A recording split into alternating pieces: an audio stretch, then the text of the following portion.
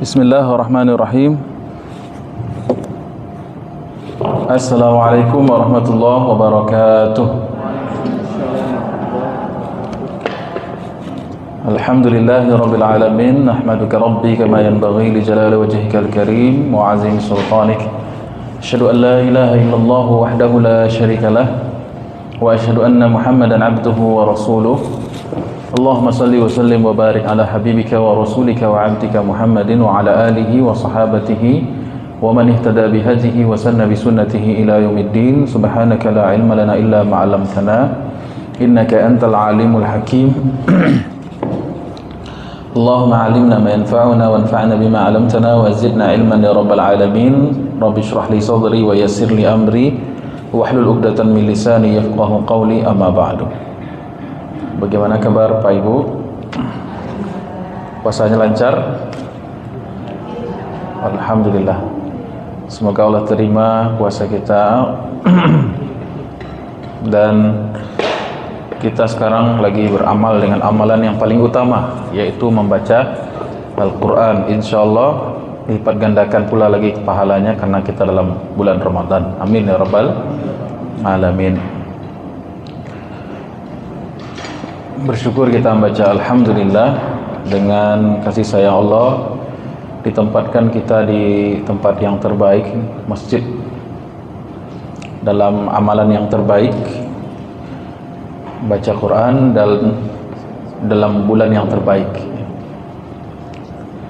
InsyaAllah kita lanjutkan membaca surat Al-Lahab.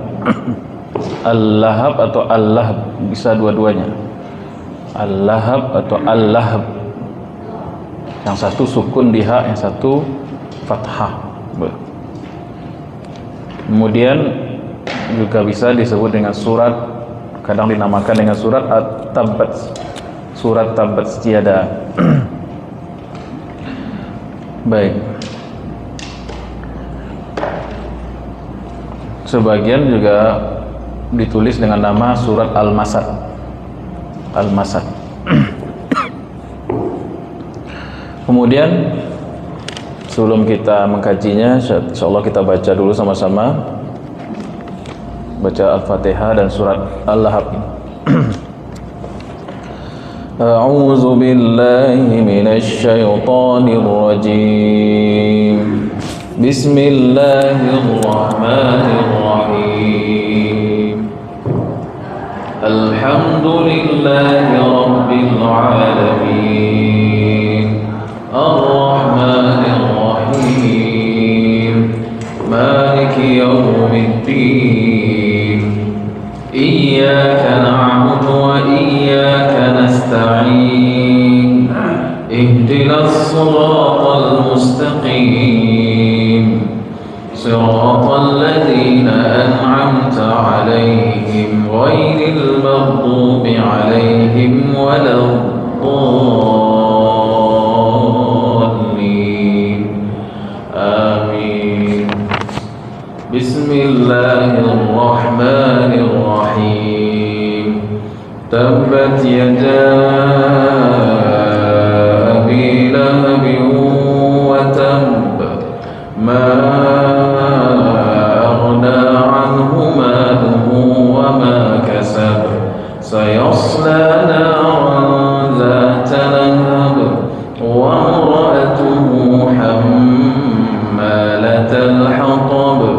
Fi jidha hablum min masad.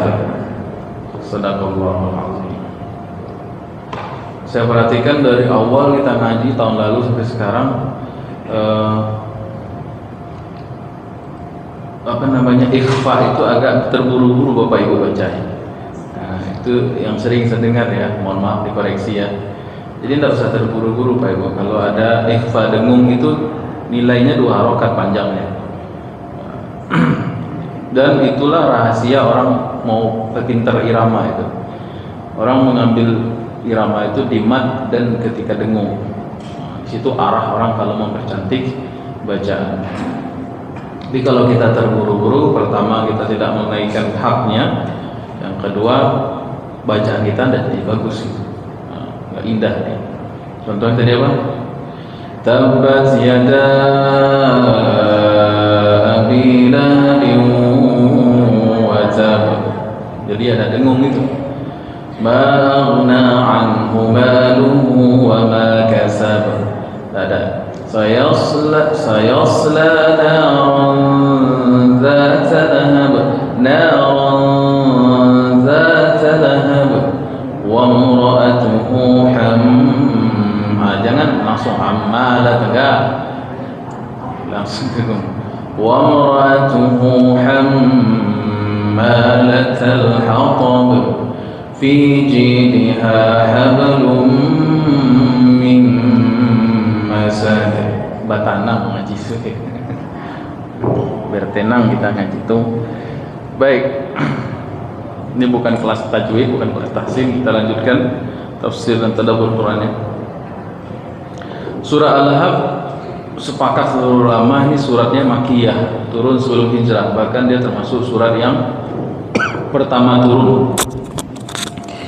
Ulama sepakat dia Makkiyah, tidak ada ikhtilafnya di situ. Bahkan dia termasuk surat yang awal turun kepada Nabi Muhammad sallallahu alaihi wasallam. Bahkan dia surat yang ke-6. Surat yang ke-6. Surat yang ke-6 yang turun kepada Nabi kita setelah surah Al-Fatihah, sebelum surat At-Takwir. Fatihah turun surat yang ke-5, Fatihah. Kemudian turun surat Al-Lahab, kemudian baru surat At-Takwir. Umumnya kalau surat itu ulama sepakat karena memang setali dengan sirah nabawiyah, yang memang satu kejadian pada sirah nabawiyah itu apabila pasti, maksudnya khobarnya itu benar-benar main issue daripada perjalanan Rasulullah, maka otomatis seringnya saya lihat maka ulama juga otomatis ittifaq sepakat tentang kategori surat atau ayat tersebut, ya. Karena surat ini contohnya surat ini bercerita tentang Abu Lahab dan bagaimana perlawanan atau penolakan atau permusuhan Abu Lahab laknatullah alaihi itu kepada Rasulullah sallallahu alaihi wasallam semenjak awal Islam itu didakwahkan oleh Nabi kita. Lebih tepatnya surat ini turun pada tahun 1 kenabian. Pada tahun 1 kenabian atau 1 tahun setelah diangkatnya Nabi, maksudnya. Berarti masuk tahun kedua kenabian itu.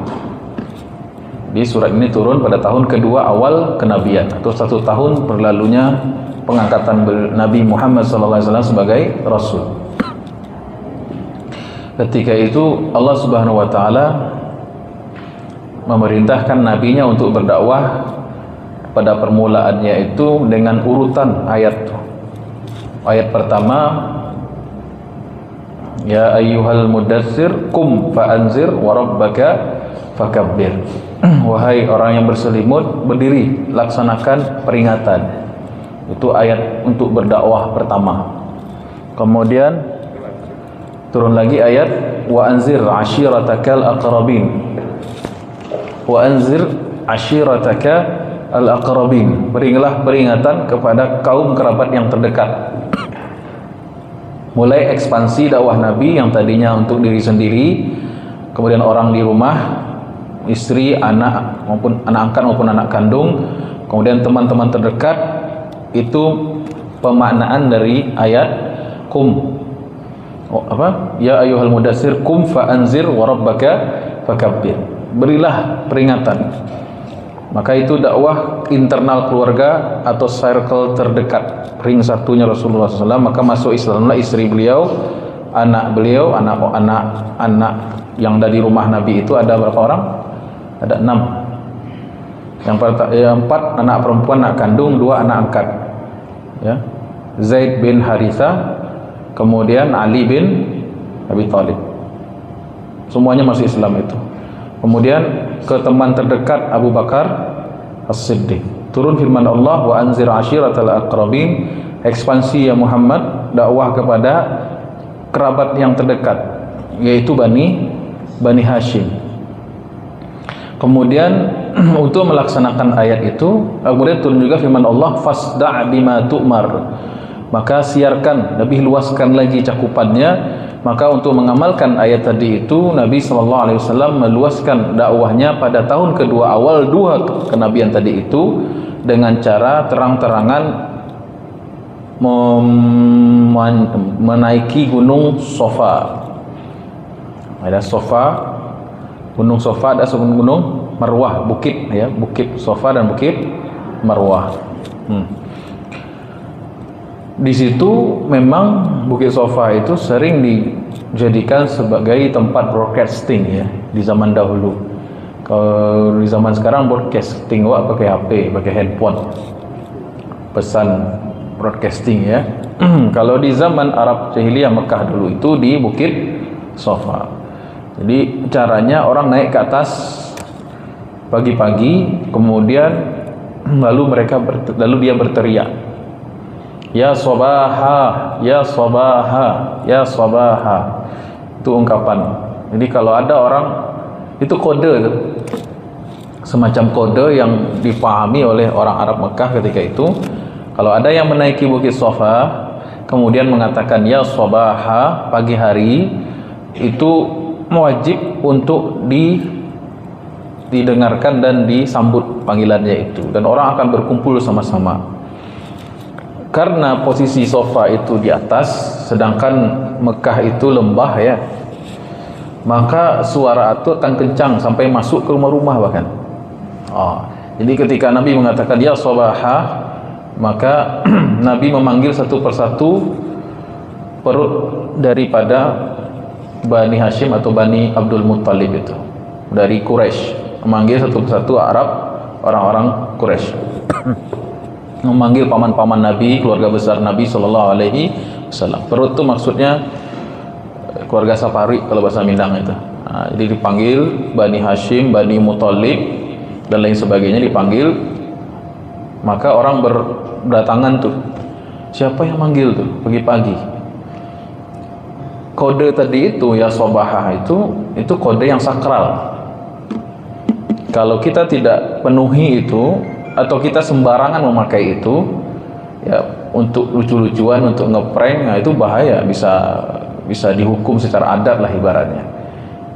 Karena ini kode khusus, mungkin ada perang, ada pasukan, atau ada sesuatu yang sangat penting lah pokoknya. Makanya orang pun menyambutnya. Berkumpullah keluarga besar Rasulullah SAW di situ, orang-orang Quraisy ya, pemuka-pemuka Quraisy, paman-paman Nabi, bibi-bibi Nabi, keluarga besar Rasulullah SAW. Kemudian Nabi SAW bertanya pada mereka, bagaimana pendapat bagaimana pendapat antum sekalian kalau seandainya saya memberitahu di balik bukit ini ada pasukan yang akan menyerang kita semua, percaya atau tidak? Maka sebagian mengatakan, berteriak, engkau tidak pernah sekalipun berdusta wahai Muhammad. Artinya mereka mempercayai apapun yang disampaikan oleh Nabi Muhammad SAW yang memang alamin, terpercaya dari dahulu, tidak pernah berdusta beliau itu.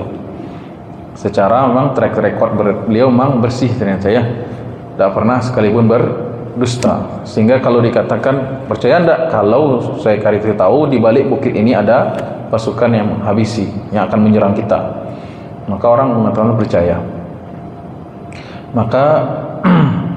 Maka Nabi SAW menyampaikan dakwahnya, masuk dakwahnya di sini.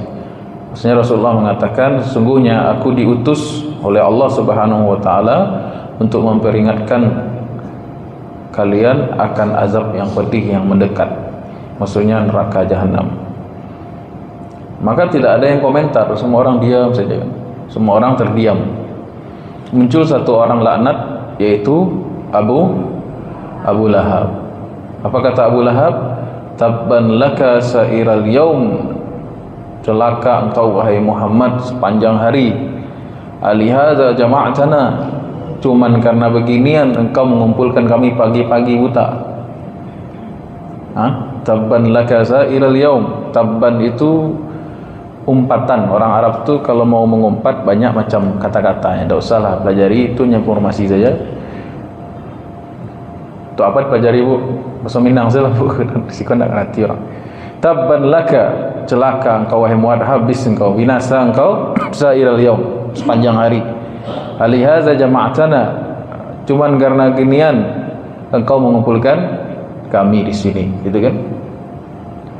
Kemudian turunlah firman Allah, tabbat yada abi lahabin wa tabba, ma aghna anhu maluhu wa ma kasab, sayasla naran zata lahab wa imra'atuhu hammalatal hatab fi jidha hablun min masad. Turunlah ayat itu. Itu sebab nuzul, sebab turunnya ayat. Di mana-mana tafsir kalau kita buka sebab nuzul surat ini itu kisahnya itu. Ya. Cuman yang perlu kita tadabburi tentu betapa Rasul sallallahu alaihi wasallam ketika itu mulai berdakwah terang-terangan, baru awal berdakwah sudah ada bibit-bibit permusuhan. Itu awal permusuhan dari Abu Lahab. Sebelumnya Abu Lahab itu baik-baik aja dengan Nabi. Bahkan anak Abu Lahab itu dinikahkan kepada anak Nabi. Mereka tuh besan itu. Abu Lahab itu masih kerabat dekat Nabi, bahkan paman beliau. Abu Lahab nama aslinya Abdul Uzza bin Abdul Muttalib bin Hashim bin Abdi Manaf. Artinya bapak daripada Abu Lahab itu lakopnya ya, gelarnya. Nama beliau aslinya itu Abdul Uzza, hamba Al-Uzza. Uzza itu nama berhala besar di Makkah. Jadi nama beliau itu adalah Abdul Uzza bin Abdul Muttalib. Berarti ketemu nasabnya dengan Nabi langsung kakek beliau itu. Nabi kan Muhammad bin Abdullah bin Abdul Muttalib. Berarti Abdul Uzza itu abang daripada Abdullah. Ya. Tapi saudara daripada Abdullah. Cuman Abu Lahab itu sebaya dengan Nabi SAW, atau beda sedikit lah umurnya. Kemudian itu permusuhan pertama, ya. Sebelumnya baik-baik saja. Bahkan dua anak daripada Abu Lahab itu, yaitu Utbah dan Utaibah, itu dinikahkan dengan dua putri Rasulullah SAW. Tidak salah Zainab dan Ummu Kulsum, ya. Zainab dan Ummu Kulsum. Cuma nanti diceraikan itu, disuruh oleh Abu Lahab untuk menceraikan putri-putri Rasulullah SAW, sehingga awal berdakwah putri Nabi pun jadi janda, ya. Itu Abu Lahab. Kemudian Abu Lahab itu lakob, ya. Lakob dalam tradisi Arab, lakob itu atau kunyah ada dua tuh, ada lakob, ada kunyah. Kunyah itu biasanya yang ada abu-abunya itu. Abu Muhammad berarti bapak si Muhammad, Abu Aisyah berarti bapak si Aisyah. Cuman Abu Lahab ini bukan bapak si Lahab. Tidak ada anaknya Lahab, ya. Lahab itu artinya cahaya api. Cahaya api artinya itu Lahab itu. Atau juga bermakna api, ya, kobaran api. Dia dilakobi, dia diberi gelar dengan Abu Lahab karena wajahnya yang tampan, karena wajahnya yang sangat menawan, glowing, ganteng dia. Dan dia sebaya dengan Rasulullah SAW. Jadi orang kafir itu tidak melulu jelek ya bu ya. Kadang orang kafir itu juga tampilannya juga bagus, ya. Bahkan orang munafik itu disebut dalam Quran, wa iza ra'aitahum tu'ajibuka ajsamuhum wa iyaqulu tasma' liqaulihim. Kalau kamu melihat orang munafik itu mempesona, ya, kamu lihat orang-orang munafik itu kamu bisa terpesona dengan mereka, ya. Kamu dengar ucapan mereka kamu terperangah gitu, kamu terdiam, ya, dengarkan ucapan mereka itu manis sekali mulutnya. Baik. Lalu kemudian kenapa Allah Subhanahu wa taala memanggil dengan panggilan gelar yang terhormat kepada Abu Lahab di surat ini? Jadi itu pertanyaannya. Kenapa Allah tidak memanggil dengan panggilan yang lain? Ya, tabbat yada Abi Lahab. Sementara tradisi Arab kalau memanggil seseorang itu dengan laqab, dengan gelar, dengan kunyah itu litasyrif, untuk penghormatan. Sementara kenapa Allah menggunakan lafaz Abi Lahab untuk memanggil Abu Lahab di surat ini? Kenapa tidak pakai nama? Itu yang pertama. Ada yang bertanya begitu, Bu? Jadi asasnya itu kalau orang dipanggil Abu Fulan atau laqab Fulan itu untuk penghormatan. Tapi kenapa di surat ini seolah-olah Allah menghormati Abu Lahab, jadinya kan gitu. Padahal pembahasannya bukan untuk penghormatan. Pembahasan untuk doa kecelakaan pada Abu Lahab gitu ya. Ada banyak argumen yang disebutkan oleh para ulama, di antaranya yang pertama, Abu Lahab itu memiliki nama yang syirik. Nama beliau itu adalah Abdul Uzza. Allah Subhanahu wa taala tidak mungkin memasukkan nama-nama kesyirikan di dalam Al-Qur'anul Karim. Allah tidak ridha apabila hambanya dipanggil atau manusia itu dipanggil dengan nama-nama syirkiyah, ya, nama-nama yang mengandung kesyirikan. Makanya dijauhkan, enggak pakai Abdul Uzza, tabbat yada Abdul Uzza, enggak begitu ayatnya, tabbat yada Abi Lahab. Itu yang pertama. Yang kedua alasannya karena kalau Abdul Uzza, banyak nama orang di zaman itu Abdul Uzza, maka tidak tepat sasaran jadinya ayat itu. Karena ayat ini khusus pada Abu Lahab. Satu-satunya orang yang memiliki laqab gelar Abu Lahab ya Abu Lahab itu. Maka ketika dibaca ayat tabbat yada Abi Lahab wa tab, itu dah pasti kepada si Abu Lahab itu. Kemudian ada alasan yang ketiga. Alasan ketiga ini alasan bahasa, agar sesuai dengan bunyi ayat setelahnya itu. Sayasla naran zata lahab. Sayasla naran zata lahab, dia akan memasuki neraka yang memiliki zat, itu artinya memiliki lahab, gejolak api. Jadi agar disesuaikan antara Abu Lahab dengan zata lahab. Nah, itu alasan tiga ya. Itu diantara tiga alasan. Alasan pertama tadi apa, Bu? Kenapa Allah tidak menyebut nama Abu Lahab dengan nama beliau? Karena nama beliau itu nama syirik, Abdul Uzza itu, Abdul Latta, Abdul Manna, Abdul Syams gitu ya.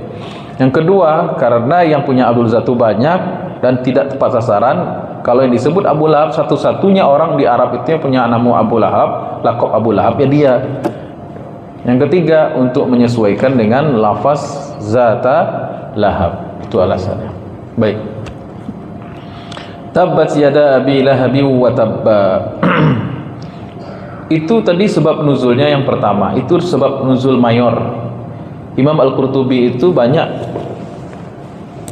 selalu mengoleksi asbabun nuzul ya. Kalau Imam Al-Qurtubi itu, maka asbabun nuzul yang kedua ada. Asbabun nuzul yang kedua ini, suatu ketika Abu Lahab itu bertanya kepada Rasulullah SAW, ya Muhammad, maza u'tiya in amantu bika. Wahai Muhammad, apa kira-kira yang diberikan kepadaku kalau aku masuk Islam? Apa kira-kira yang aku dapatkan kalau nanti saya masuk Islam? Jadi dia nanya untungnya dulu. Kalau saya masuk Islam, apa keuntungan buat saya? Apa yang kamu janjikan buat saya itu? Jadi dari awal aja udah ada ikhlas ya. Kata Nabi kita, kama yu'ta al-muslimun. Hak kamu sama dengan hak orang Islam pada umumnya. Abu Lahab itu kita tahu, dia tuh memiliki segalanya, Bu. Gagah de inyo, pitih de inyo. Apalagi? Nasab dia punya, ya. Uang dia punya, tampan ia pula, nasab dia mulia, kawan dia banyak, kedudukan di masyarakat dia tinggi. Semua yang diinginkan laki-laki, pencapaian hidup semua laki-laki itu dia punya. Maka ketika dia ditawarkan Islam, dia bertanya kepada Rasulullah, untungnya apa saya masuk Islam? Ini kan gaya-gaya kapitalis ini sudah. Kemudian kata Nabi, kama yu'tal muslimun. Hak kamu nanti kalau sudah masuk Islam sama dengan hak orang Islam yang lainnya. Tahu wajah Islam ketika itu, Bu?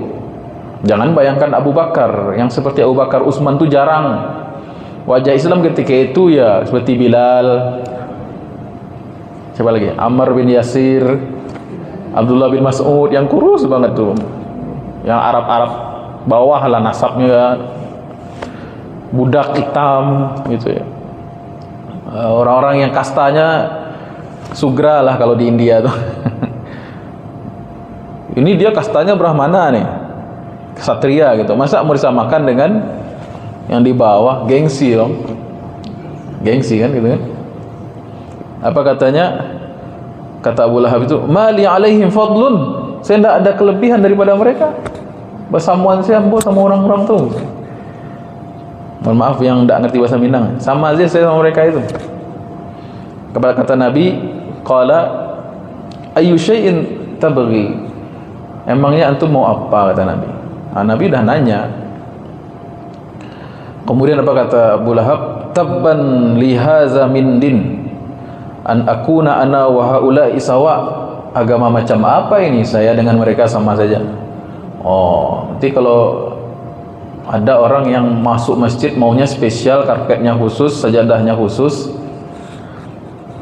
Kalau masuk masjid itu maunya spesial, itu adalah sifat-sifat Abu Lahab sikit. Ya. Jadi pengen diistimewakan gara-gara nasab. Jadi dari sini kita tahu bahwasanya yang menghijab seseorang dari hidayah Allah itu adalah berupa kelebihan, ya, kelebihan diri, kelebihan harta, sombong, kelebihan pangkat, sombong, ya. Dan itu sering menjatuhkan, ya. Eselon 1, tidak mau saya menyinggung itu lagi. Jadi pejabat, ya, akhirnya menolak yang namanya kebenaran. Itu sifat-sifat Abu Lahab itu. Kita memang lagi bahas Abu Lahab ya Pak Ibu, cuman jangan sampai gini, oh ini kan tentang Abu Lahab, matilah gitu kan, udah selesai dia. Kita harus koreksi diri kita, ada enggak sifat-sifat Abu Lahab itu pada diri kita? Nauzubillahi min dzalik. Ketika Abu Lahab mengatakan agama macam apa ini?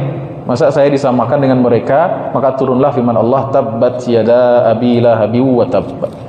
Itu sebab nuzul yang kedua. Baik. Apa makna tabbat itu? Tabbat itu saya temukan maknanya berputar dari 3 hal. Yang pertama khasira, rugi. Artinya rugilah. Kalau dikatakan tabbat kepada orang lain, itu maknanya rugilah engkau. Ya, itu pertama. Atau maknanya halaka, celaka, mati. Ini jadi kalau kita bilang pada orang tabban lak, matilah engkau, celaka kau, habis, rugi. Atau quti'a atau qata'a bermakna al-qat'u, terputus, ya. Ya, maknanya berdekatan ya Bu ya, bisa dipahami ya. Ya, celaka, habis, terputus, rugi dan lain sebagainya.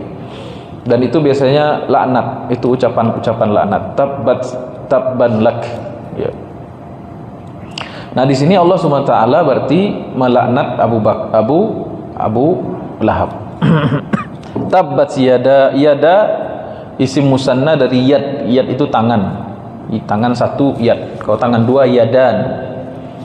Tangan satu yadun, tangan dua yadani. Karena dia mudhaf ilaih kepada abi, maka dia hilang nun. Jadi tabbat yada abi. Aslinya yadani. Karena dia mudhaf kepada abi, maka hilang nun, ya. Tabbat yada abi lahabin. Abi mudhaf ilaih sekaligus mudhaf, lahab sebagai mudhaf ilaih kepada abi. Jadi tabbat yada abi lahabin wa tabba. Celaka, binasa kedua tangan Abu Lahab. Itu artinya. Apa makna tangan itu? Dalam bahasa Arab, tangan itu macam maknanya. Satu, tangan bisa bermakna perbuatan. Jadi Allah SWT melaknat, artinya menjauhkan rahmat Allah dari perbuatan. Pertanyaannya, perbuatan bisa tiru atau tidak? Abu Lahabnya sudah mati nih, perbuatannya masih ada apa enggak? Masih, dan itu terlaknat. Siapa yang meniru perbuatan Abu Lahab tadi itu, maka Allah laknat dia. Apa perbuatan Abu Lahab? Apa perbuatan Abu Lahab, Pak? Balik lagi asbabun nuzul tadi itu, kufur, menolak dakwah Islam. Siapapun yang melawan dakwah Islam berarti dia perbuatannya sama dengan Abu Lahab. Maka dia kena pada ayat yang sama, tabbat yada abi lahabi wa tab. Ya. Kemudian apalagi menyombongkan diri. Sombong dengan kelebihan yang diberikan sehingga sombongnya itu menghalangi dia dari kebenaran. Al-kibru batarul haq wa ghamtun nas. Sombong itu adalah menolak kebenaran dan meremehkan manusia yang menyampaikan. Makanya kalau orang sombong itu tidak masuk surga. La yadkhulu jannata man kana fi qalbihi mithqala dzarratin min kibr. Tidak masuk surga orang yang memiliki satu atom kesombongan. Kesombongan itu definisinya menolak kebenaran dan meremehkan orang lain. Ya, mungkin orang itu bawahan dia nyusul karyawan, wak bos mengalau dangannya. Oh, dia aja belum doktor, saya doktor nih. Ngapain saya kuliah dulu lah kamu baru debat sama saya. Kan sombong karena ibadah. Nyusulun haji lah ya, boleh 3 kali haji. Sombong. Padahal yang disampaikan itu benar. Maka orang yang tawadhu lawan dari sombong, orang yang menerima kebenaran asal itu benar walaupun dari orang yang dia anggap bawah dia. Dari bawahan dia, tidak sama. Dari bawahan dia mau atasan dia, mau anak dia, mau menantu dia, mau mertua dia, pokoknya yang benar ya benar. Itu orang yang tawadhu, orang yang rendah hati. Bapak Ibu di sini semuanya tawadhu, masyaallah. Tabbat yada. Kemudian apalagi tadi? Apalagi perbuatan Abu Lahab membenci Rasulullah sallallahu alaihi wasallam, membenci dakwah Nabi sallallahu alaihi wasallam. Kemudian membenci dalam hal ini mempermalukan Nabi di depan umum, masa digituin. Jalewa mamanya, jalewa apanya itu. Masa dia tidak begitu? Masa dia kata-katanya kasar di forum lagi kan? Nabi kita mengumpulkan di forum bersama-sama, dia sebagai apa? Seharusnya kan tidak begitu sikapnya Bu ya. Seharusnya mengayomi, ini malah mencaci. Maka mulutnya itu tuh, mulut yang seperti itu, mulut yang tidak tahu adab, itu dimurkai oleh Allah. Tabbat yada abi. Khususnya dalam bab-bab dakwah itu berbahaya. Kemudian yad bermakna kul, seluruhnya. Tadi yad pertama bermakna apa Bu? Perbuatan. Yad tangan, celaka kedua tangan. Kedua tangan itu pertama bermakna perbuatan. Karena paling banyak perbuatan itu dihasilkan oleh tangan. Walaupun kadang kaki main juga kan. Tapi yang paling banyak yang sering mewakili perbuatan seseorang itu tangan. Makanya tangan itu sering diwakilkan untuk menyebutkan perbuatan. Ya zaharal fasadu fil barri wal bahri bima kasabat aydin nas. Telah tampak kerusakan muka di bumi dan di lautan disebabkan karena aidin nas, tangan-tangan manusia, maksudnya perbuatan manusia. Kalau bahasa Minangnya ada tuh idiomnya. Ada yang tahu Bu kalau pakai tangan itu apa? Ada yang tahu? Capek tangan. Nah ya, capek tangan, maksudnya cepat gerak dia walaupun kakinya yang lari tapi capek tangan. Ringan tangan, panjang tangan. Iya bahasa Indonesia banyak juga ya. Iya. Hah? Oh, ringan tangan suka nolong, capek tangan tuh mencuri. Oh, maaf bahasa Minang saya lemah. Lama bahasa Indonesia, bahasa Arab. Baik. Tangan ya. Ringan tangan suka nolong, panjang tangan suka mencuri. Oh, ringan tangan, capek tangan sama, curi juga. Ya. Barik tangan, ya, pemalas. Ringan tangan bukannya kasar. Bapak tuh ringan tangan ke anaknya, kasar kan? KDRT kan? Tergantung kalimat. Ya, dalam bahasa Indonesia ada ya tangan gitu ya. Baik, itu yang pertama Bu ya. Udah, kembali ke laptop ya. Kedua tangan maknanya perbuatan. Ini bahasa Arab saja, yang saya tahu bahasa Arab. Yang kedua tangan bermakna semuanya. Ya. Maksudnya celaka Abu Lahab diri dia semua. Lalu kenapa pakai tangan? Itu menyebut sebagian, tapi maksudnya seluruhnya. Ya. Belum juga tampak batang ibu itu. Apakah batang ibu saja yang kita tunggu datang? batang hidung doang. Berarti semua dirinya. Pergi tampak muka, pulang tampak punggung. Apakah dia datang cuma pakai muka doang, kakinya enggak? Atau punggungnya doang waktu pergi? Enggak. Maksudnya adalah semuanya.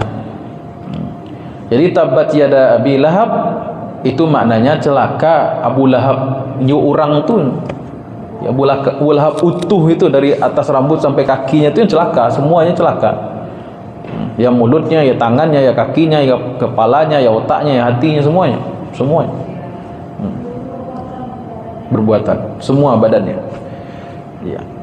Lalu apa beda tabat yada Abi Lahabin wa tabba? Sebagian ulama memisahkan maknanya itu. Tabat yada Abi Lahab itu laknat. Tabba yang kedua itu ikhbar, khabar, berita. Jadi Allah melaknat dan realitanya. Karena belum tentu semua laknat itu berhasil. Belum tentu semua doa keburukan itu terjadi pada seseorang. Ya. Misalnya ahlakallahu fulan fahalak dalam bahasa Arab ya. Semoga Allah habisi si fulan fahalak, dan dia benar-benar habis, dia benar-benar mati dia. Jadi tabat yada Abi Lahab itu doa laknat maksudnya. Doa itu ada dua, doa kebaikan, doa keburukan. Doa keburukan disebut dengan bahasa lainnya laknat. Tabba itu realitanya. Ya. Fokus Bu ya. Kode pasu agak kurang fokus. Fokus. Jadi tabat yada Abi Lahabin itu lafaz doa. Sedangkan tabba itu realitanya. Realitanya maksudnya itu memang dia habis, memang dia celaka. Memang dia mati pada akhirnya waktu perang Badar tahun 3 Hijriah si Abu Lahab itu. Sebagian mengatakan tabat yada Abi Lahab yang pertama itu doa atau kebinasaan atau celaan Allah kepada, laknat Allah kepada perbuatannya. Kalau watabba, kemana perginya? Tabat yada Abi Lahabin watabba Abu Lahab, itu maknanya. Karena tabat itu kan fi'il ya. Fi'il itu harus punya fa'il. Fa'ilnya adalah yada. Itu yang pertama. Kalau tabba kan nggak ada fa'ilnya tuh. Fa'ilnya tuh diperkirakan. Maka fa'ilnya tuh tabba Abu Lahab. Jadi maknanya Allah melaknat perbuatan Abu Lahab dan Abu Lahab itu sendiri. Tentu jarang itu. Jarang Allah Subhanahu wa taala murka terhadap seorang hamba, dua-duanya, perbuatannya juga sekaligus orang-orangnya juga. Jadi Abu Lahab itu dimurkai dengan kedua-duanya. Perbuatannya jangan ditiru, orangnya pun binasa, habis. Baik, lihat lafaznya. Lafaz ini seolah-olah meminjam lafaz yang diucapkan Abu Lahab tadi, Pak Ibu ya. Abu Lahab tadi apa ucapannya? Tabban laka ya Muhammad sa'iral yaum, celaka engkau wahai Muhammad sepanjang hari. Lafaz tabban tadi itu dikembalikan oleh Allah, seolah-olah dipinjam lagi, dibalikkan ke dia. Itu kebiasaan tuh. Ketika Allah sudah membela Nabi Muhammad, biasanya dengan lafaz yang sama digunakan oleh musuhnya. Itu menunjukkan kemuliaan dan ketinggian derajat maqam Nabi Muhammad SAW di sisi Allah Subhanahu wa ta'ala. Dikembalikan itu makar atau ucapan orang kafir itu kepada dia. Orang kafir mengatakan Muhammad itu gila, dibalas sama Allah, ma anta bi ni'mati rabbika bimajnun, kamu tidak gila sama sekali dengan nikmat dari Allah. Nabi Muhammad dikatakan qalaka syaitanuka ya Muhammad wa abghadaka, kata orang terputus wahyu, kata orang setanmu, Tuhanmu telah meninggalkanmu. Dibalas sama Allah wadduha wal laili idza saja ma wadda'aka rabbuka wa ma qala. Dengan lafaz yang sama Allah ambil lagi untuk membalas ucapan mereka ya. Luar biasa.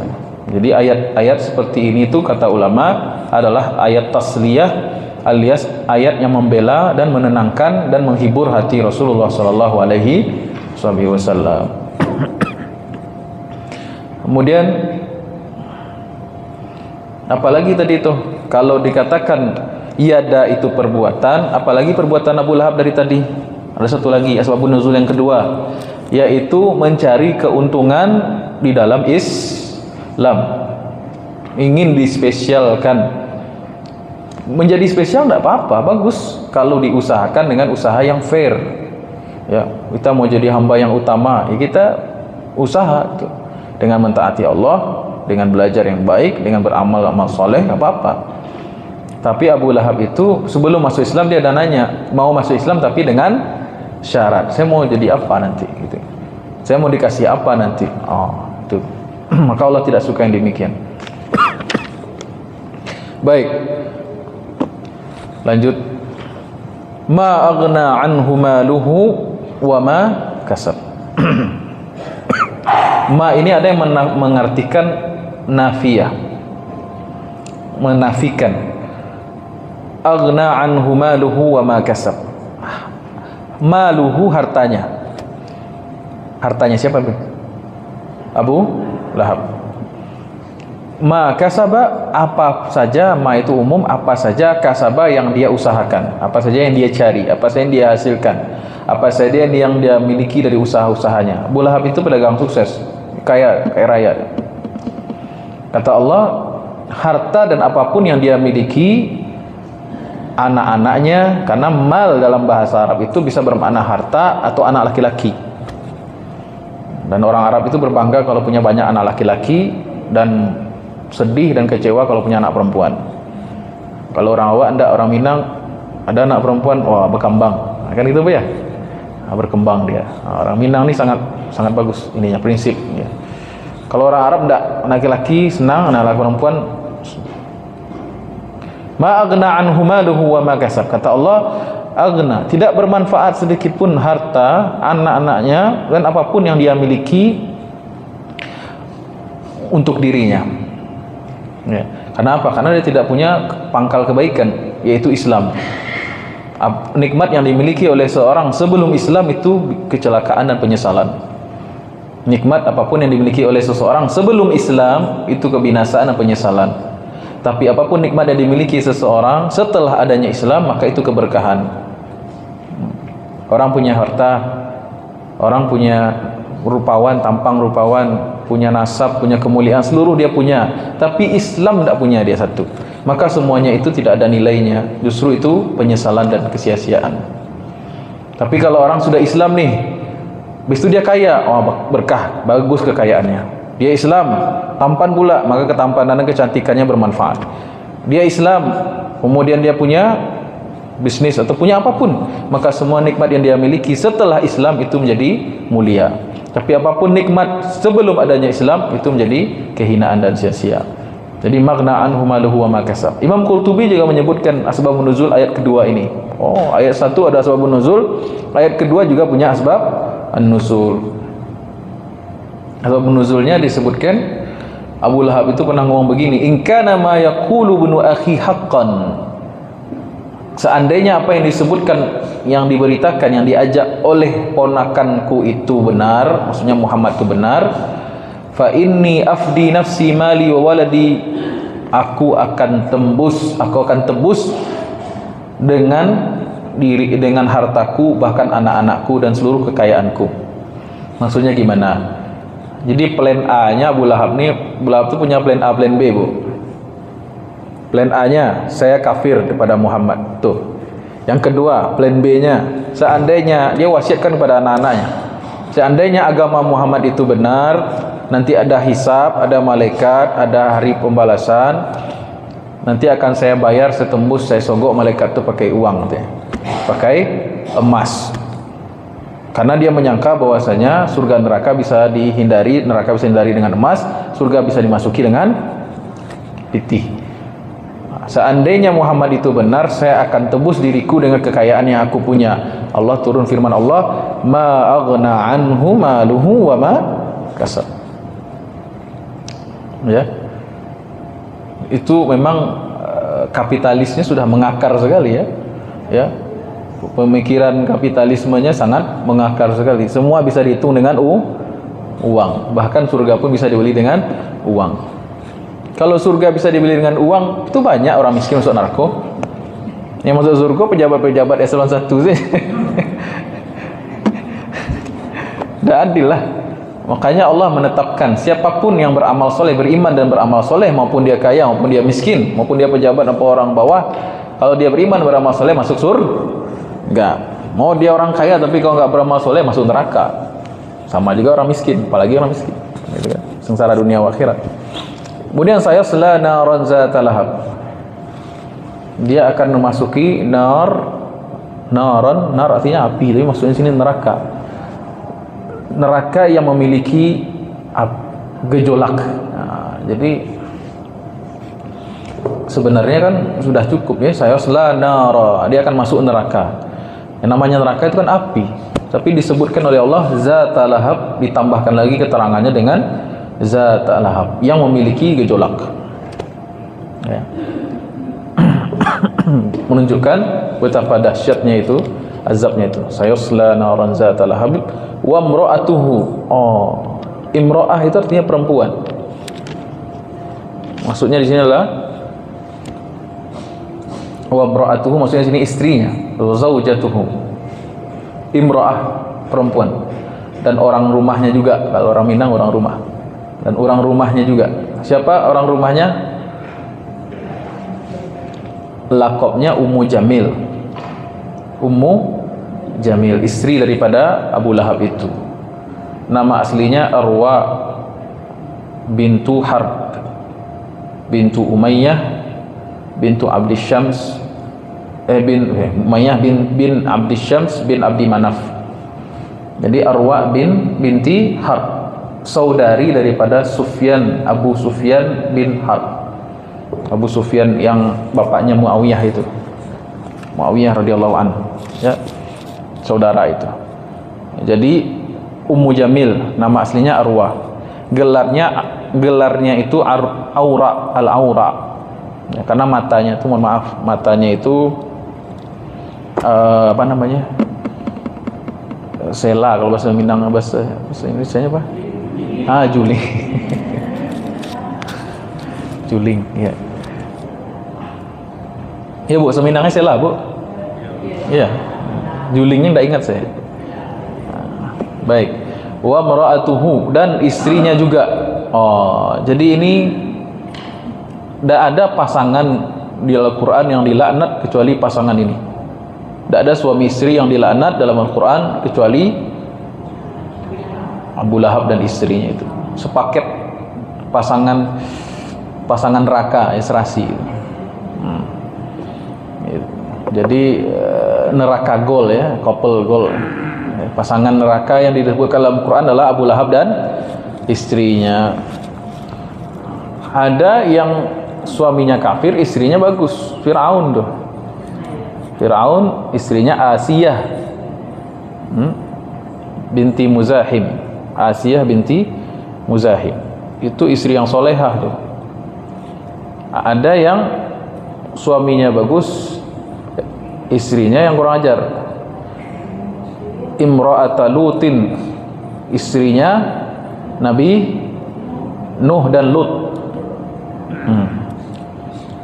Ada yang suami istri soleh-solehah, Nabi Ibrahim, ya. Ya. Jadi Nabi Ibrahim istrinya solehah, Nabi Ibrahim pun soleh. Fir'aun dianya kafir, istrinya solehah, mukminah. Nabi Nuh, Nabi Lut soleh, istrinya kafirah, ya, kafir. Kalau Abu Lahab suami istrinya kafir. Kompak lagi. Kok kompak? Kompak dalam menyakiti Rasulullah sallallahu alaihi wasallam. Ya. Ya. Bagaimana gangguan daripada istri daripada Abu Lahab itu? Istri Abu Lahab itu di sini dikatakan hammalatal hatab. Hammalah itu bentuk mubalaghah dari hamilah. Hamilah artinya yang membawa. Kalau hammalah berarti suka, senang membawa. Ya. Al-hatab itu maknanya banyak. Yang pertama bisa kayu, bisa bermakna kayu yang digunakan untuk memasak, kayu bakar. Ya. Kalau itu makna harfiahnya, makna majazinya itu maknanya an-nammam, orang yang suka adu domba. Si pembawa kayu bakar, dalam istilah Arab orang disebut pembawa kayu bakar, itu orang yang suka mencari keributan, mencari perkara, suka mengadu domba. Adu domba itu bahasa Arabnya namimah. Kemudian namam atau hamalatul hatab juga bermakna bermuka dua. Di sini lain, ketemu yang sini lain lagi. Atau di sini dia kabarkan berita yang menyebabkan si A ini bertengkar, bercakap sama si B. Itu yang disebut dengan hamalatul hatab. Hamalatul hatab. Ya. Ini perempuan yang dilaknat, ya Bu ya. Kalau ditanya perempuan apa yang dilaknat dalam Al-Quran dan pasti masuk neraka, yaitu wa imra'atuhu hammalatal hatab. Ya. Sejalan dengan hadis Nabi sallallahu alaihi wasallam, ya ma'syaran nisa, itu hadisnya tuh ada dipasang di kotak infak tuh. Wahai perempuan, kata Nabi, istaghfirna wa tasaddaqna, banyaklah istighfar dan bersedekah. Inni ra'aitukunna aktsara ahli nar, sesungguhnya aku melihat kebanyakan penghuni neraka. Sesungguhnya aku melihat kebanyakan penghuni neraka adalah kalangan perempuan. Maka banyaklah istighfar dan bersedekah. Ya Rasulullah, kenapa kami banyak perempuan di neraka itu ya Allah, dibandingkan laki-laki? Kata Nabi, yakfurna bil ashiri wala'an wa tuksirna la'na. Kalian senang melaknat, dosa mulut ya. Jadi dosa mulut ini macam-macam, bisa dusta, laknat, adu domba, gosip, ghibah dan lain sebagainya ya. Ya, terbayang ibu kerjaannya Abu Jamil ini gimana? Kebayang Bu ya? Kemana-mana membawa kayu bakar, kemana-mana bermuka dua, munafik dia, kemana-mana memetik api permusuhan kepada Rasulullah SAW. Jadi ibaratnya Abu Jahal itu Abu Lahab ya. Ibaratnya Abu Lahab itu eksekutornya, tapi yang memantik kebencian orang-orang kepada Nabi kita itu Abu Jamil ini. Nih, Abu Jamil. Ada yang menafsirkan hammalatul hatab dengan tafsir yang harfiah. Maksudnya bukan hanya sekedar mengadu domba, setiap pagi menjelang Nabi keluar rumah, dia kumpulkan batang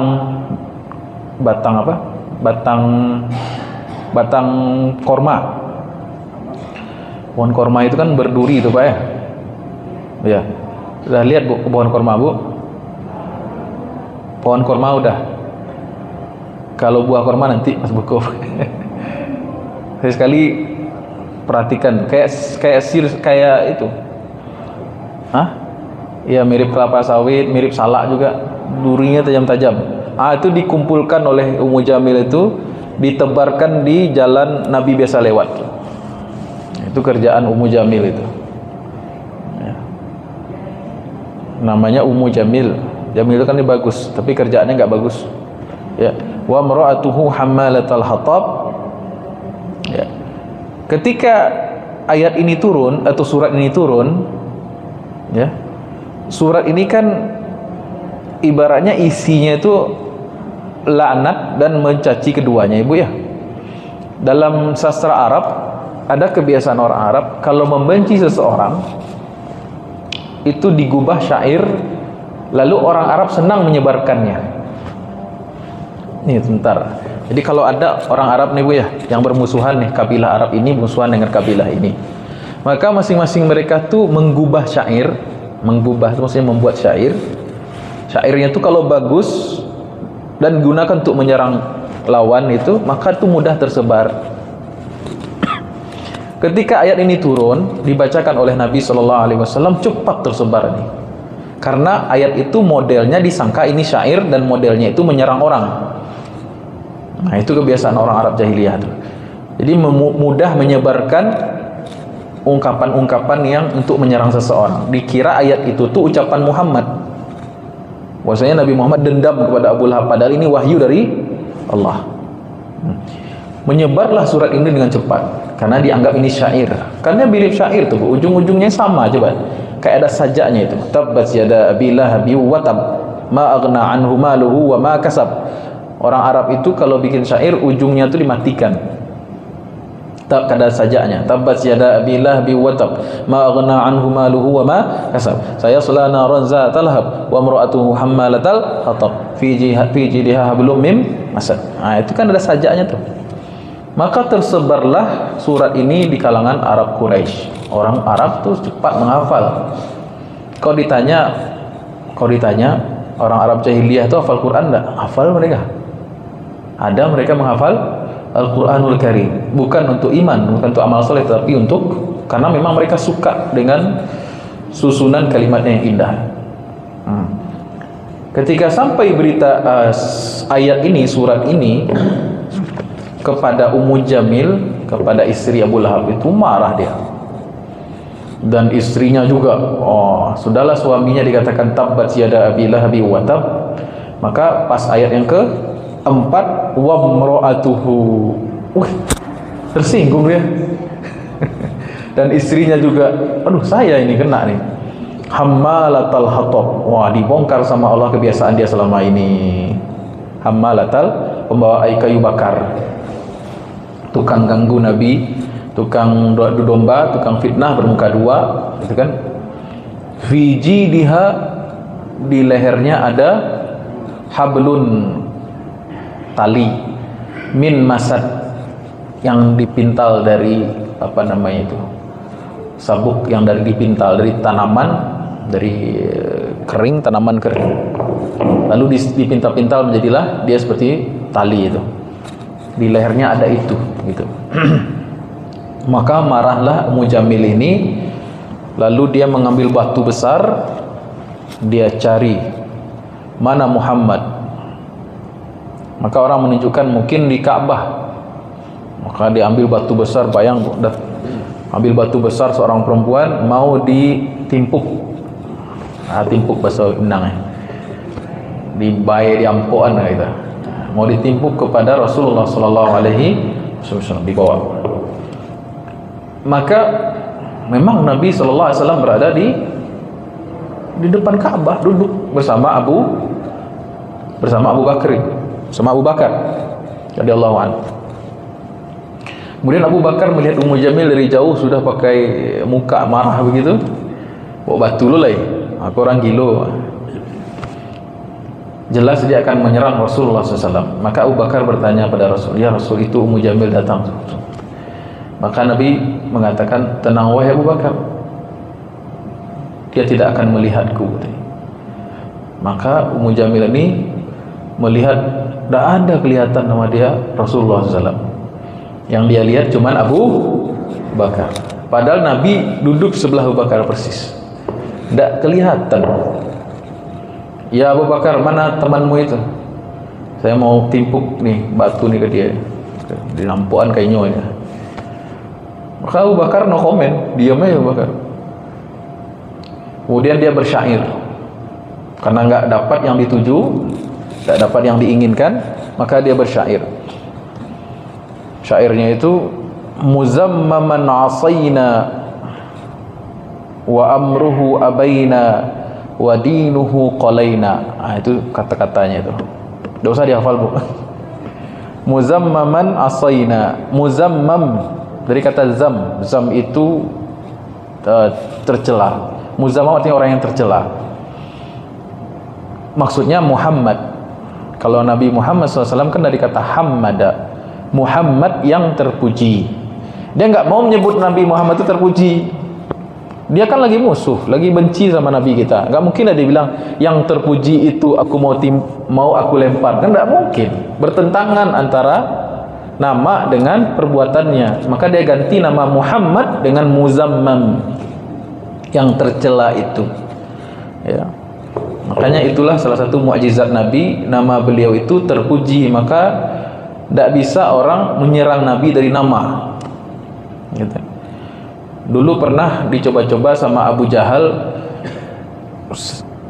dengan berganti nama Nabi Muhammad dengan sebutan lain. Mana si kazzab itu? Siapa si kazzab, si pendusta itu? Muhammad. Akhirnya dia memuji Nabi lagi kan, yang terpuji akhirnya. Paham gak Bu maksudnya gimana? Paham ya Pak ya?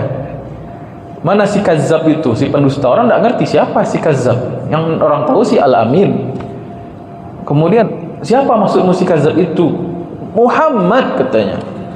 Akhirnya dia memuji Nabi Muhammad lagi kan, si yang terpuji itu gitu. Loh. Akhirnya nggak jadi. Begitu juga ketika Ummu Jamil itu mau menghina Rasul sallallahu alaihi wasallam, tidak mungkin Muhammadan asayna, yang terpuji itu kami khianati, nggak mungkin. Maka dia ganti nama Nabi Muzammaman asayna, yang terhina itu, yang tercela itu kami ingkari, wa amruhu abaina, perintahnya kami tolak, wa dinuhu qalaina, agamanya kami murkai, kami tidak suka agamanya. Itu kata-kata daripada Ummu Jamil. Kemudian Nabi telah pergi, Ummu Jamil, kata Nabi kepada Abu Bakar, sungguhnya Allah Subhanahu wa taala telah menutup pandangannya dari melihat diriku. Itu salah satu mukjizat dari Rasulullah sallallahu alaihi wasallam, tidak terlihat oleh musuh, ya. Tidak terlihat oleh musuh.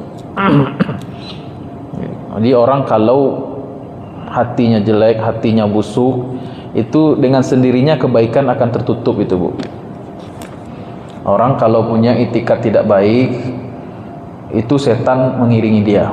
Jadi keluar kita rumah itu jangan sampai ada niat yang jelek-jelek. Kita kemana-mana pasang hati yang niat yang baik-baik. Kalau kita pasang hati niat yang baik-baik, ketemu yang baik-baik. Tapi kalau kita pasang hati jelek, hati kita buruk, maka kebaikan tuh menghilang dari kita itu. Itu rasa-rasanya itu sudah apa namanya? Itulah isyarat yang Allah inginkan dari peristiwa itu gitu ya. Sedangkan lihat Abu Bakar As-Siddiq, hatinya bersih, Islamnya bagus, selalu berdampingan dengan Rasulullah sallallahu alaihi wasallam. Hari ini kita terpisah dengan Nabi 14 abad Pak Ibu. Tapi kenapa Allah takdirkan kita bisa mengkaji Quran? Kenapa kita bisa membahas hadis? Berarti Allah Subhanahu wa taala memberikan hidayah pada hati kita. Sebanyak itu Quran sedang dicetak, sebanyak itu kitab hadis yang sudah dicetak, sebanyak itu ustaz yang menjelaskan tentang hadis. Ada enggak hari ini orang yang tidak jumpa dengan hadis Rasulullah? Ada enggak hari ini orang yang tidak bisa baca Quran? Kenapa itu? Hatinya berarti ada masalah itu. Hatinya ada masalah. Kita bisa menjumpai Nabi dalam tanda kutip hari ini dengan apa? Dengan warisannya Al-Quran dan As-Sunnah. Tapi sekali lagi, bagi hati yang ikhlas, bagi hati yang bersih. Baik. Lanjut. Ada pertanyaan sampai sini Bu? Udah yang 11 saja.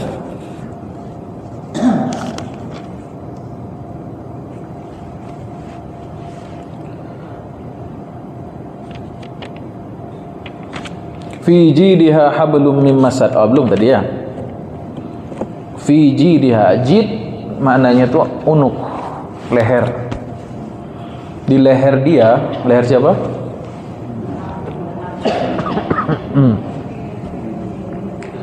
Lehernya si Ummu Jamil.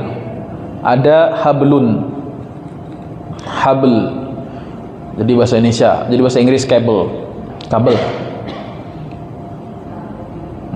Hablun, tali. Orang Arab dulu bikin tali itu dari sabuk, ya, dari tanam-tanaman, dari tanaman-tanaman yang sudah keringkan, dibikin tali dari situ, dianyam, ya.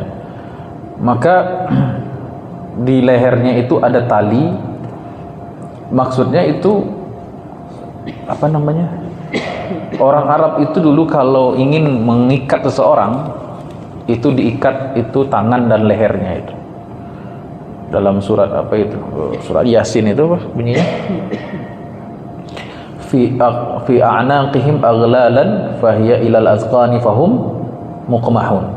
Di leher mereka itu ada aghlal. Wahum muqmahun, mereka tidak bisa menunduk.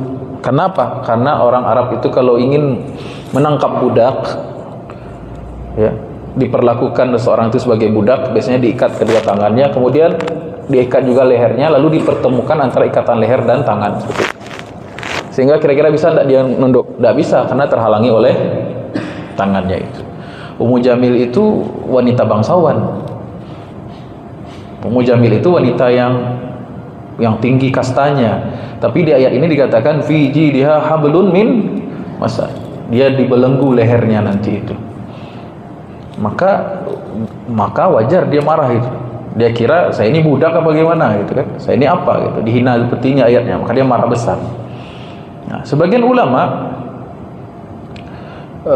sebagian sahabat Abdullah bin Abbas itu menafsirkan fi jidha hablun min masad, maknanya ialah sama dengan ayat fi silsilatin khuzuhu faghullu summal jahima sallu summa fi silsilatin sab'una zira'an faslukuh. Ya. Tangkap dia, seret dia, ikat dengan silsilah. Apa itu silsilah? Rantai besi. Zar'uha sab'una zira'an, yang panjangnya 70 zira', 70 hasta. Jadi walaupun di sini ayatnya berbunyi fi jidha hablun, ya kan? Yaitu tali sabuk yang dianyam.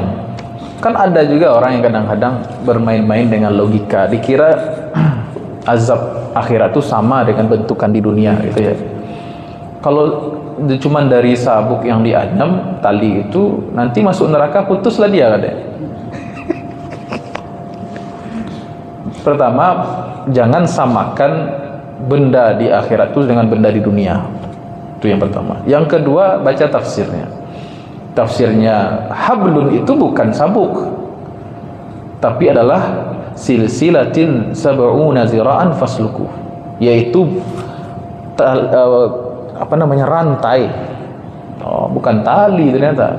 Tali terbuat tapi dari besi, ya, panjangnya 70 hasta, 70 kali 45 cm. Berapa itu? Berapa, Bu? Sekian, ya. Jadi surat ini berkisah tentang musuh Allah Subhanahu wa taala, Abu Lahab, sepasang suami istri yang dimurkai oleh Allah. Nah, ibu pilih yang mana? Mau suami istri yang solehah, Ibrahim, atau suami soleh istri mau Fir'aun, atau modelnya Nabi Nuh, atau modelnya Abu Lahab? Tentulah kita ingin suami istri juga baik, soleh dan soleha. Oleh karena itu yang disebut pasangan itu yang mengingatkan. Jadi kalau ibu rajin sholat, suami juga diajak. Bapak rajin mengaji, istri juga diajak, agar satu frekuensi, ya, pasangan sesurga. Amin. Nah, jangan nanti beda server nanti. Ibu di surga, bapak di surga tapi levelnya di bawah gitu kan.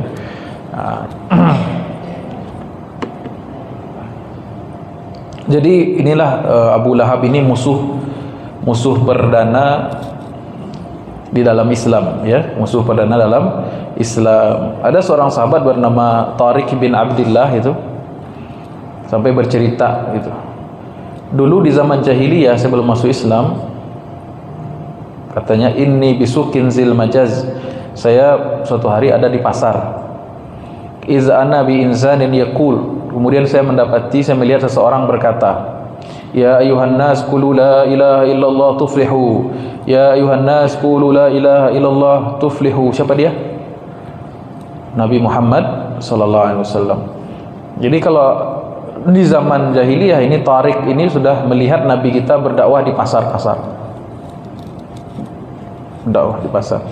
Nabi berdakwahnya gampang, maksudnya ucapannya sederhana. Qulu ya ayuhan nas, wahai manusia sekalian, qulu la ilaha illallah, katakanlah la ilaha illallah, tuflihu, kalian selamat.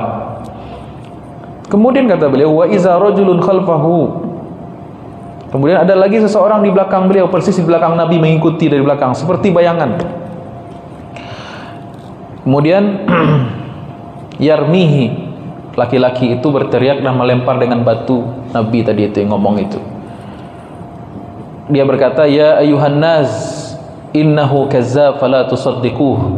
Orang ini pendusta, jangan kamu ikuti dia. Siapa dia? Ketika ditanya siapa orang yang menyeru la ilaha illallah, lalu siapa orang di belakang yang mengatakan dia pendusta, jangan ikuti dia itu. Yang menyeru la ilaha illallah itulah Nabi Muhammad sallallahu alaihi wasallam. Yang menyeru di belakang untuk mengingkarinya siapa? Abu Lahab. Itu Raja Abu Lahab. Jadi kalau di mana ada Nabi, di situ ada Abu Lahab, tapi kontra terus. Nah, dia terus menghalangi dakwah Islam gitu kan. Oh. Ada pertanyaan sampai sini Pak Ibu? Ada pertanyaan?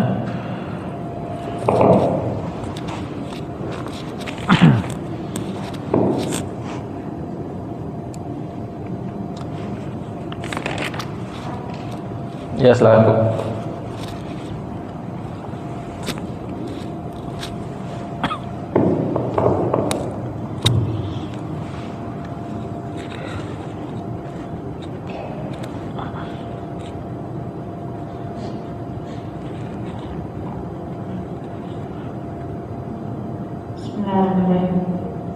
Assalamualaikum warahmatullahi wabarakatuh. Maaf Ustaz, mungkin pertanyaannya beda topik, nggak apa-apa ya Ustaz. Ada dua masalah yang saya tanyakan. Pertama, apakah fidyah ini bisa dibayarkan di luar Ramadan?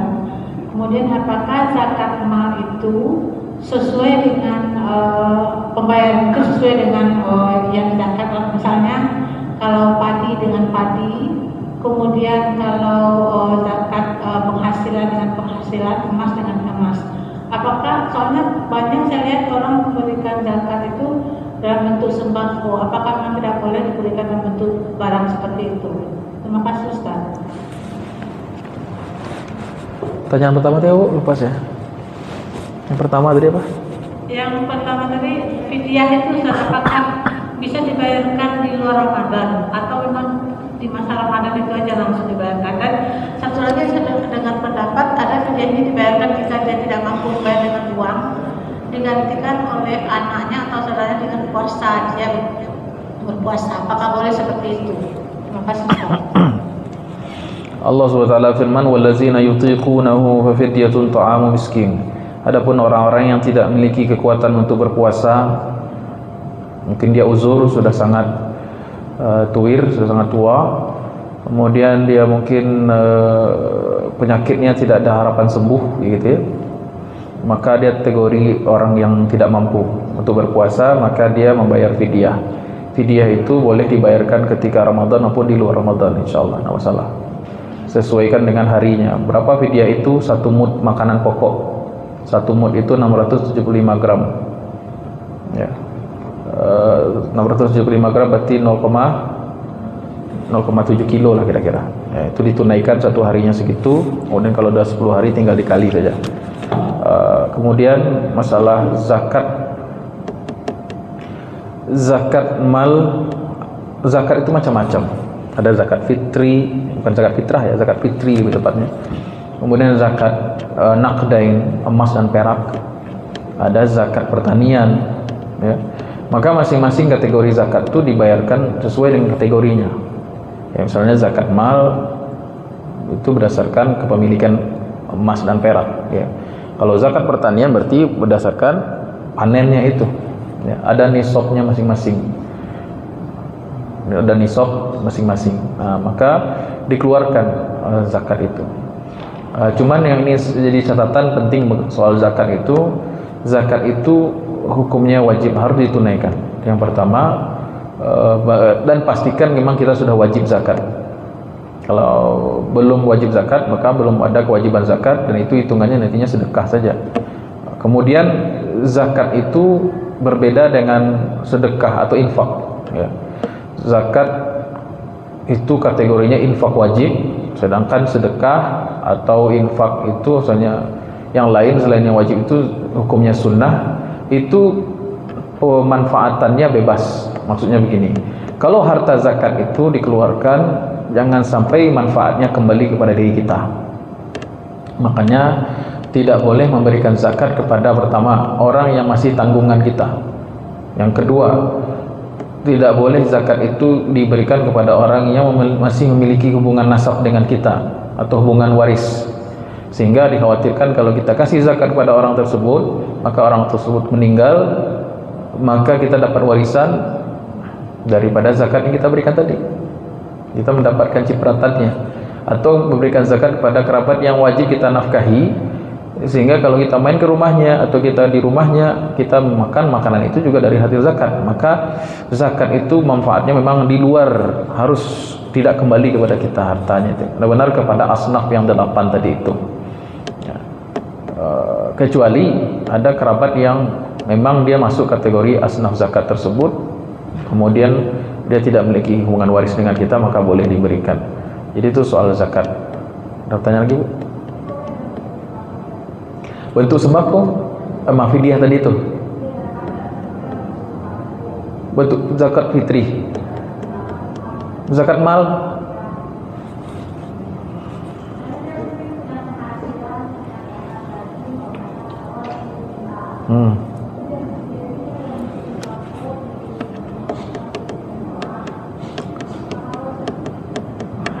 Wallahu a'lam, saya tidak tahu. Tidak tahu saya, Bu. Bentuknya sembako, wallahu a'lam, saya tidak tahu. Nanti saya cari tahu, Bu, ya. Nanti saya cari tahu. Ada bertanya lagi, Pak Ibu? Belum tahu saya. Tidak bisa saya katakan. Nanti saya sok tahu lagi. Nanti saya coba cari tahu, Bu, ya. Baru kali ini saya dengar zakat mal pakai sembako. Baik, ada pertanyaan, Pak? Silakan. Tidak dengar, Pak, maaf. Buka mic mungkin.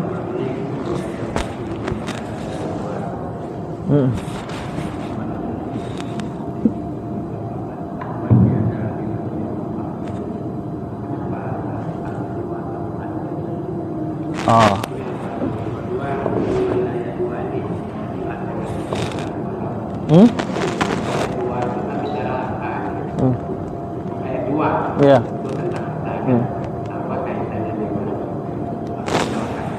Baik. Bapak tadi bertanya, pada ayat pertama itu ada 2 tabbat. Tabbat yang pertama dan tabba yang kedua. Kenapa tabbat ada huruf sakinah di situ, huruf tak sakinah di situ, huruf tak sukun? Apa maksudnya? Tabbat yang pertama kembali kepada tangan, kedua tangan. Celaka kedua tangan Abu Lahab. Makanya dia pakai tak, karena tangan itu muannas. Tabbat yada Abi Lahab. Celakalah perbuatan Abu Lahab itu, kan itu yang kita bahas tadi. Kalau tabba itu kembali kepada Abu Lahab, tapi tidak dituliskan. Jadi kalau tabbat yada Abi Lahab wa tabba Abu Lahab, itu maksudnya. Jadi Abu Lahabnya secara utuh, orangnya. Jadi itu salah satu bukti kenabian Nabi, bahwasanya ketika Allah sudah bilang tabba kepada Abu Lahab, maknanya dia tidak akan selamanya masuk Islam. Dan memang beliau tidak masuk Islam, dan dia memang tidak masuk Islam, mati dalam keadaan kafir. Makanya ayat yang tabbat yang pertama itu laknat, tabba yang kedua berita, khabar.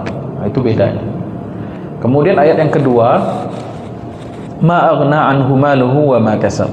Apa hubungan harta dengan laknat, dengan Abu Lahab itu? Kekufuran seseorang itu sering terjadi karena hubbud dunia. Sebab daripada kafir itu adalah karena cinta dunia berlebihan. Hijab antara seorang hamba dengan Allah itu karena dunia yang dia miliki, kelebihan yang dia miliki. Ya, orang kalau sudah merasa lebih, biasanya dia akan sulit menerima kebenaran, ya. Kecuali yang menyampaikan itu orang di atas dia. Ya, jadi kesombongan itulah hijab terbesar seseorang yang menghalangi seseorang kepada kebenaran. Itu hubungannya, Pak, jelas sekali itu.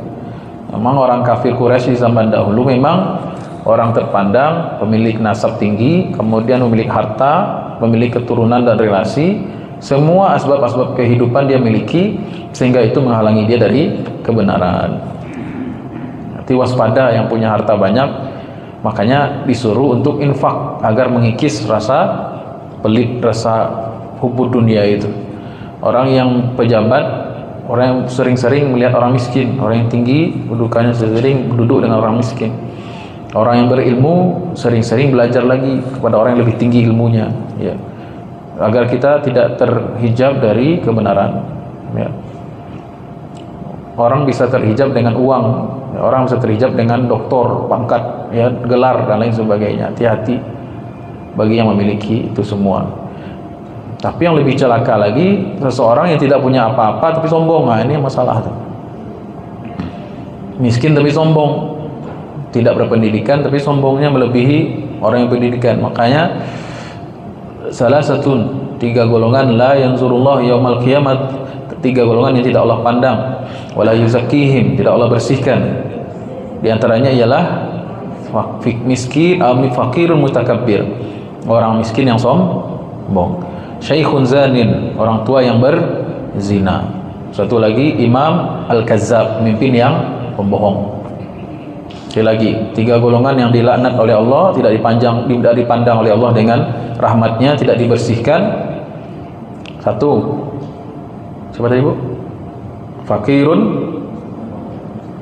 mutakabbir, orang miskin yang sombong. Yang kedua, syaikhun zanin, orang gaib yang berzina. 3, imamun kazzab, pemimpin yang pendusta. Siap-siap nanti 3 golongan itu. Kemudian bayangkan kalau terkumpul salah 2 dari ketiganya itu, sudahlah pemimpin dusta, tukang zina oleh. Banyak tuh Bu. Bu, ada pertanyaan lagi Pak Ibu?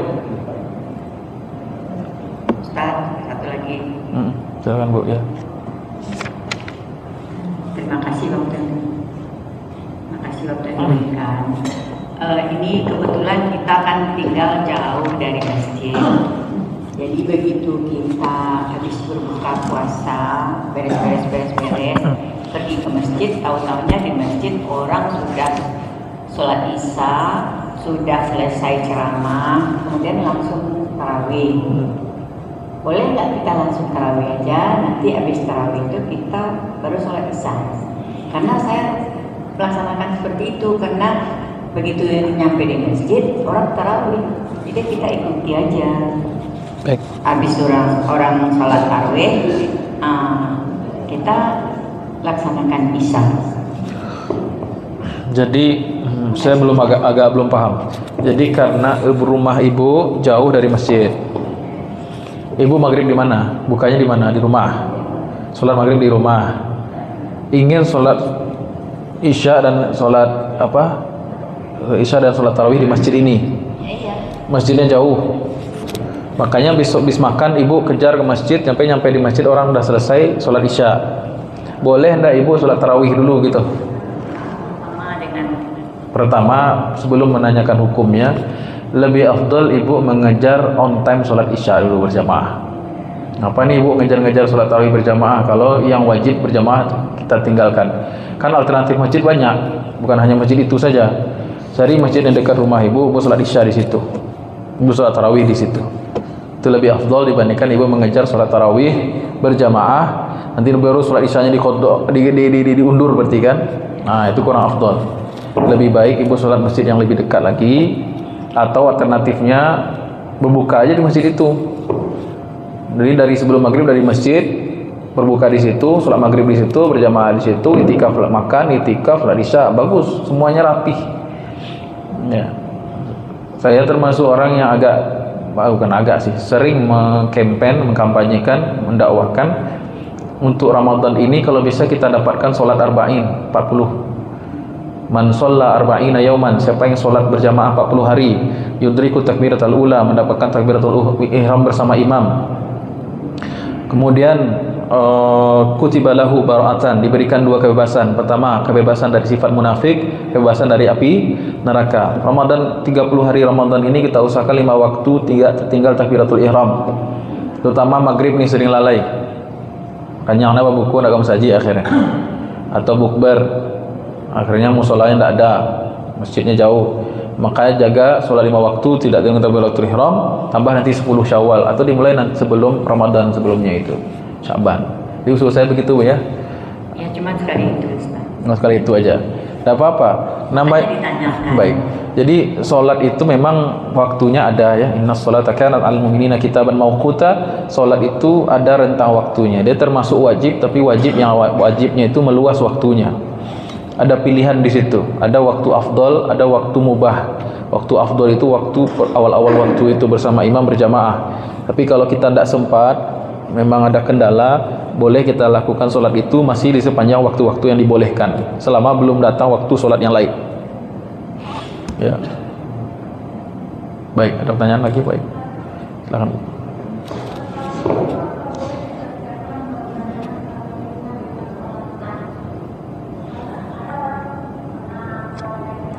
Apakah sholat tarawih boleh dilakukan berbarengan dengan sholat tahajud?